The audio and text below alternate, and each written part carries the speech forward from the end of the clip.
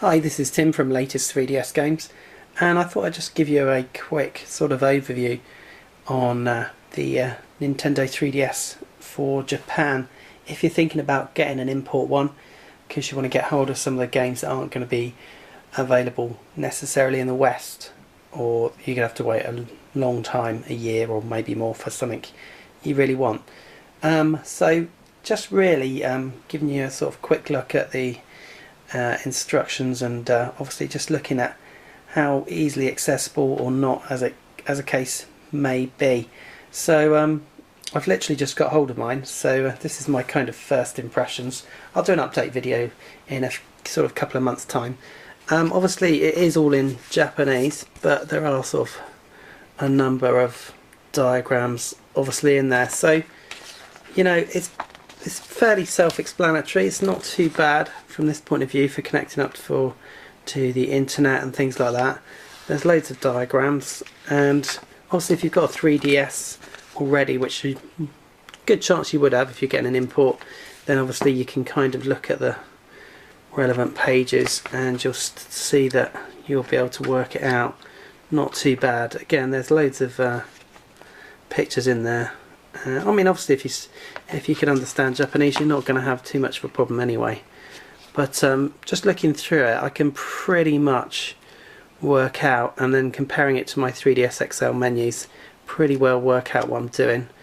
It's really going to be more to do with the actual games, like sort of role-playing games and things like that, that you potentially going to have a problem with.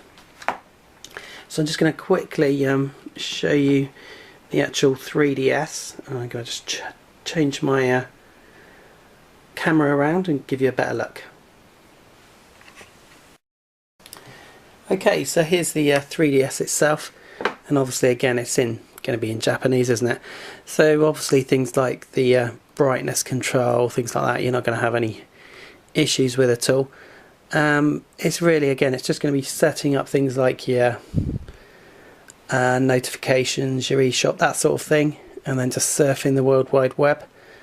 Again, it's all going to show in Japanese. You can see obviously some of it is in English as well, so you'll find that with the games as well. So it's not too bad, and again, if you're getting an import one, it's very likely that you will have a Nintendo 3DS anyway, so you can compare the instructions and you should be okay connecting up to the internet, and that it might just be, you know, just take your time and things like that. I don't think you'll have too many issues. I think, like I said, it's really just going to be to do potentially with some of the games. So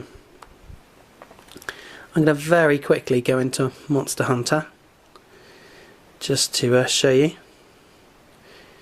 and again you're going to see that it is partly in English, as you can see from that, and you'll see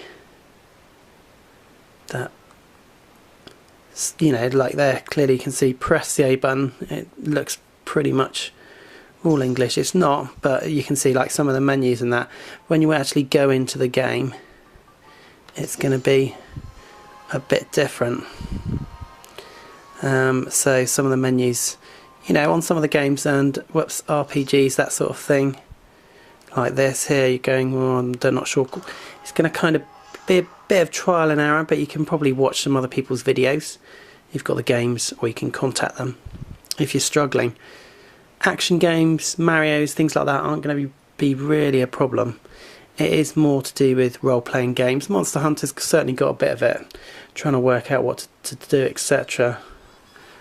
So if I explore around, if I talk to people, at the moment obviously if I can actually talk to them, you can see obviously I've clearly got no idea what they're saying. So potentially until you kind of get used to the actual game, you're not really going to know what on earth you're doing. As I can see here, I have no idea what I'm doing here.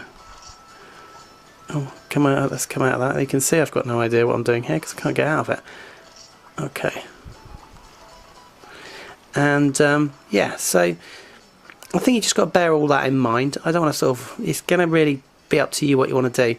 But there are certainly some games, and obviously Monster Hunter Ultimate or Monster Hunter 3 Ultimate is coming out now, so that's not so much of an issue. But there are some games like Bravely Default Flying Fairy which may not make it out for the West, although it might do.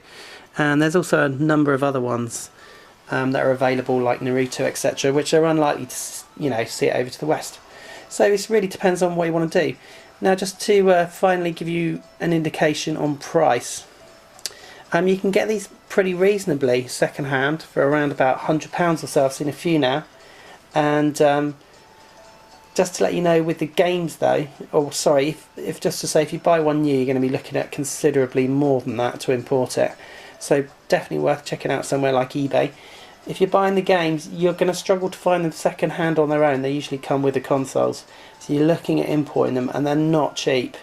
So, you're looking at a considerable amount of money. If you're only looking again sort of 3 or 4, sort of specialist type titles which are going to last a long time, like things like Monster Hunter, Bravely Default Flying Fairy, it's going to cost a lot of money, but you might well find it worth your while if you want to get hold of those games. So that's it for the quick overview. Like I said, it's not really too bad, I don't feel, to use in operation. It's just going to be some of the gaming that might cause a little bit of an issue. So this has been Tim at Latest 3DS Games. Thanks for watching.